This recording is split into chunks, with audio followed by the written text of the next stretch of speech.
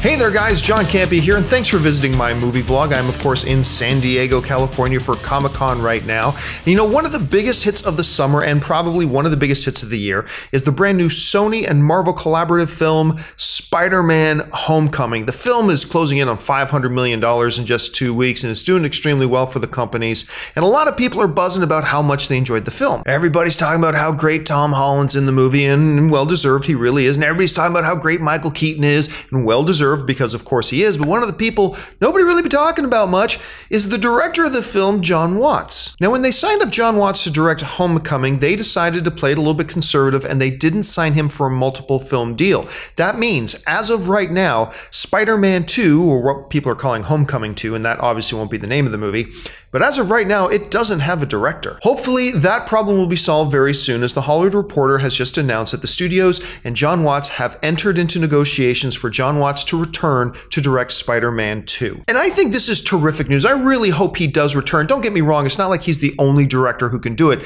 but I really hope he does because he did such a special job. Look, a lot of times when you're talking about comic book movies, people talk about the spectacle, the big action set pieces and all that kind of stuff. And that's true, and they're all there, and they're certainly there in Spider-Man Homecoming.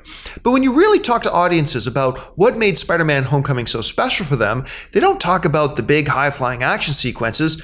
They talk about Ned finding out who Peter really is. They talk about scenes like Peter going to pick up Liz at her house. People like to talk about the house party scene. It's all these character dialogue, story-driven moments in the film that people really remember and want to talk about, and that's a hallmark of a really good director, or at least a director who really has a handle on the source material that he's dealing with. So I don't think it's absolutely necessary for Jon Watts to return for a Spider-Man film for the sequel to have any hope. I think it would be a really good move and give some nice continuity. But of course, the most important thing is here, what do you guys think? Do you want to see Jon Watts return to direct the sequel to Spider-Man? Would you have another director in mind that you'd like to see pick up the reins for it instead and see what kind of new direction it can go in? Jump into the comments section and leave your thoughts. As always, since you're here, make sure you click on that subscribe button, subscribe to my YouTube channel. Make sure you're following me on social media, on Facebook and on Twitter, simply at Jon Campea. That'll do it for me for now, guys. Thanks a lot for joining me, and until next time, bye-bye.